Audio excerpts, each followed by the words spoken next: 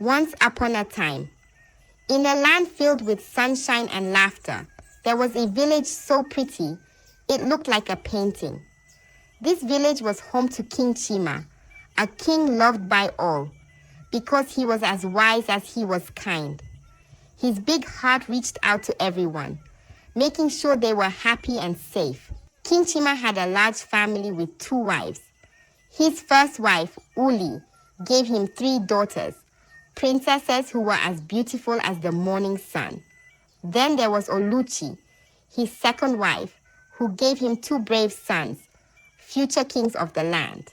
The princesses were known for their playful hearts. Every day, they would run barefooted out of the palace, laughing and shouting, playing games and having fun. They would go to the river, splash water, and get all muddy. Their dresses got dirty, and their hair was a mess. But they didn't care. They felt happy and free. But not everyone thought this was how princesses should act. They're too wild, people would whisper. Why don't they behave like royalty? They wondered. This made their mother, Uli, very worried. She would often sit them down, her voice soft but firm. You are princesses, my dears. It's time to act like it. But the princesses would just giggle and run off, their spirits as free as the wind. They wanted to be like everyone else, to play, to explore, and to love the land they would one day watch over. This made some in the village call them foolish. Why can't they see they're not like us? They'd say. But the princesses didn't mind. They believed being true to oneself was more important than wearing a crown. So, despite their mother's worries and the villagers' whispers, the princesses continued to dance with the world, their hearts as wild and free as the beautiful village they called home. In this village, there's usually a festival that happens every year. This wasn't just any festival. It was for the princesses' brothers, to find brides. On the day of this festival, the village square was alive with colors, music, and the sweet smell of festival foods. Beautiful girls from the village and even from places far away came. They wore their prettiest dresses and danced beautifully, hoping one of the princes would pick them to be a bride. But in the palace, the 3 princesses watched from a window, their thoughts far away from the glitter and the gold. When men came asking for their hands, the princesses would find reasons to say no. He's too proud, one would say. He thinks his gold can buy love, another would sigh. Even when a very, very rich man from another village came with lots of gifts, the princesses just shook their heads. They splashed water on him when he said he wanted to marry all 3 to make his 7 wives. That made everyone in the village talk. How foolish, they said, turning away all these rich and powerful men. Their parents, King Chima and Queen Uli, were puzzled and a bit sad. Why won't you marry? They'd ask. Your brothers are ready, and you are the elder. But the princesses would only smile and say, when we find true love, we will know. The festival for their brothers was beautiful. Maidens danced and laughed, hoping to catch the prince's eyes. And though the princesses admired the courage of these girls, their hearts longed for something different. They didn't want a love that was found in a day. They wanted a love that understood them, that saw beyond their crowns. As the festival ended and the princes found their brides, the village talked even more. What will become of the 3 foolish princesses? They whispered. But the princesses weren't worried. They believed in their hearts that true love wasn't something you could find in a festival. It was something that found you, in its own time and its own way. As the seasons changed and the moon danced its way through the sky, the princesses grew into beautiful young women. They watched the leaves turn from green to gold, thinking about love, about what it meant to them. They saw their brothers happy with their brides, and something stirred in their hearts. Maybe, just maybe, It was time to open their hearts to love. But it had to be true love, the kind that saw them for who they really were. One evening, under a sky filled with stars, the princesses went to their father, King Chima. They had a request, one that made the king's eyebrows rise in surprise. "Father," they said, their voices echoing with hope, "we want a festival of our own, a festival where men can show us their talents and skills. We want to find love, but it must be true love." King Chima looked into their eyes, seeing the earnestness shining back at him. He knew his daughters were different, their spirits free and wild. First he thought this was not a part of the tradition of the land, but nevertheless he thought maybe this was their way of finding love. So, with a nod and a heart full of hope, he agreed. "Let there be a festival," he announced, and the village stirred with excitement once more. Word spread like wildfire. From the corners of the village to lands far away, suitors prepared to win the hearts of the three princesses. They practiced their skills, polished their talents, and dreamt of love. The village buzzed with anticipation. Tailors sewed fine clothes, chefs prepared feasts, and musicians tuned their instruments. This was going to be a festival like no other. The princesses watched as the village transformed. They saw the eagerness in the eyes of the suitors, the joy in the hearts of the villagers. They didn't know what the festival would bring, but they felt a flutter of excitement in their own hearts. Maybe, just maybe, among the jesters, the poets, and the warriors, they would find the ones who could see beyond the crowns, the ones who could see them. As the day of the festival drew near, the air filled with a sense of wonder. The princesses looked at each other, their smiles saying what words could not. They were ready to step into the unknown, ready to find love, but only if it was true. The village waited.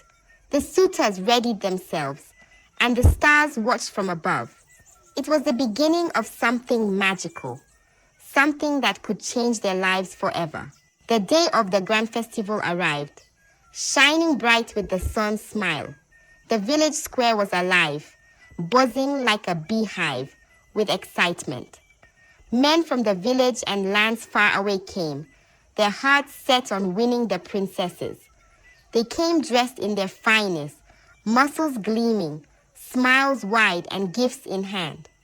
Some brought gold, others boasted of their lands, and many showed off their strength and beauty, each hoping to catch the eye of a princess. The princesses watched quietly, their eyes sparkling with mischief. They saw the efforts of the suitors, each trying to outdo the other. But deep in their hearts, they knew that gold and strength were not what they sought. They wanted someone who could see beyond the surface, who could understand their hearts. So, as the sun began to dip, casting golden light across the village, the princesses stood before the crowd. "We have a challenge," they announced, their voices clear and strong. "To win our hearts, you must do more than show your wealth or strength. You must guess our real names." A hush fell over the crowd. Names? But who knew the princesses' names? They were known far and wide as the three foolish princesses. Their real names a mystery lost to all. The suitors were stunned.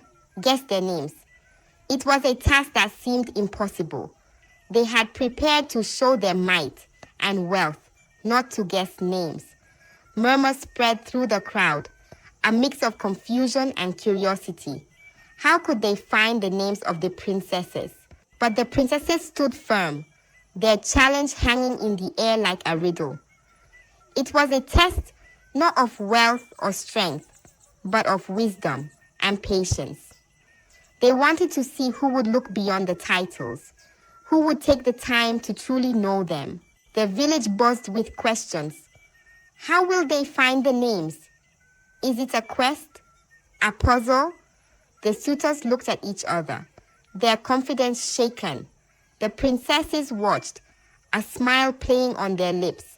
they had turned the tables, challenging the suitors to look beyond the surface, to seek a deeper connection. As the festival ended, the suitors left with their minds buzzing. They had come to show off their best, only to be met with a challenge they had not expected. The princesses had shown their cleverness, making it clear that they sought a love that was true, a love that saw beyond the crowns and the titles. The village whispered of the princesses' test, wondering who, if anyone, could rise to the challenge. It was a story that would be told for days to come, a tale of 3 princesses who sought love in their own unique way. The challenge had been set, and now it was up to the suitors to find the answers. The quest for the princesses' names had begun. In the village where everyone was busy guessing and whispering about the princesses' challenge, there lived a man named Okon. Okon was known to all, but not for reasons one might expect. He was the village drunkard, often seen stumbling and mumbling, his days spent in a haze of laughter and wine. Most considered him foolish, a man of no consequence. But beneath the surface, there was more to Okon than met the eye. When Okon heard about the princess's challenge, something stirred within him. He saw what others didn't, a chance, a glimmer of hope. Why not me, he thought. Why can't I win the hearts of the princesses? So, with a determination that surprised even himself, Okon set out on a quest to discover the true names of the 3 princesses. Day after day, Okon followed the princesses, not too close, just a shadow among the trees. He watched them laugh and play, their spirits as free as the birds above. But no matter how closely he listened, their names remained a mystery. They called each other by nicknames, their bond a secret language of smiles and glances. Then one day fate took a hand. As the princesses wandered near the forest's edge, the youngest, full of joy and mischief, didn't see the hidden pit before her. With a gasp and a tumble, she fell in, her laughter turning to cries of fright. "Help!" she cried, her voice echoing through the trees. "Please, someone!" Okon, hidden behind a bush, watched in shock. This was his chance, not to win a challenge, but to do something good, something right. But before he could move, he heard the eldest princess shout, "Amma to the rescue!" And then the middle one, "Lila's coming too." Okon's eyes widened. Names, the names of the princesses spilled like precious gems. He watched as Amma and Lila worked together, finding a long stick to help their sister. "Hold on, Tina," they called, their voices filled with love and concern. With a heave and a hold, the sisters pulled Tina from the pit, their arms wrapping around her in a tight hug. Okon, hidden still, felt a warmth in his heart. He had found their names, but he had also seen the love they shared, a love that went beyond any challenge. Filled with a new resolve, Okon stepped out from his hiding place, his heart beating like a drum. He knew what he had to do. With a shout that carried across the village, he declared, "I know their names, Amma, Lila, Tina." The village turned in astonishment. Okon, the one they called a fool, had done what none could. He had discovered the secret that lay at the heart of the challenge. It was a moment of triumph, not just for Okon, but for the princesses too. They had found someone who saw beyond the games, someone who had taken the time to truly know them. As the news spread, the village buzzed with excitement. Okon, once the village drunkard, was now the talk of the town. His strategy, born of patience and observation, had revealed the true names of the princesses. It was a story that would be told for generations, a tale of unexpected heroism and the power of looking beyond appearances. As the village gathered, eyes wide and whispers loud, Okon stood before King Chima, the princesses by his side. The air was thick with anticipation. Okon, once thought a mere village drunkard, held the attention of all. "I know the names of your daughters," he declared proudly. "Amma, Leela, Tina." But Okon had one more surprise, a secret that would change everything. "I am not who you think I am," he began, his voice steady and strong. "I am Prince Okon, from a neighboring village. I came here not as a fool, but in disguise, to learn the true hearts of your daughters." The village gasped, eyes turning from Okon to the princesses, then back again. The man they had mocked was a prince, wise and cunning, who had seen past the game to the truth beneath. The princesses smiled at Okon, their eyes shining with respect and something deeper, a connection forged in understanding and kindness. They had seen many suitors, men of wealth and strength, but none had sought to know them as Okon had. He had shown wisdom, seeing beyond titles and appearances to the heart of who they were. King Chima, moved by Okon's revelation and his daughter's happiness, agreed to their marriages. "You have proven yourself wise and true," he said to Okon, "worthy of my daughters." The weddings were like no other, celebrations that filled the village with music, laughter, and joy.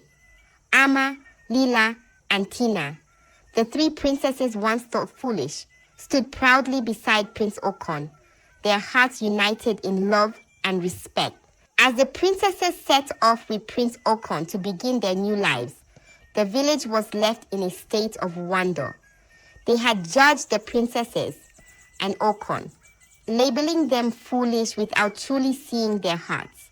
But love, the princesses and Okon showed, was not about titles or appearances, but about understanding, respect, and seeing the true worth of a person.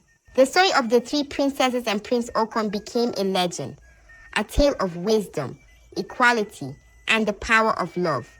It was a reminder to all that true nobility comes not from birth or wealth, but from the wisdom of the heart and the courage to see beyond the surface. And so, as the sun set on the village, casting a golden glow over the land, the people whispered of the day's wonders, their hearts filled with a new understanding.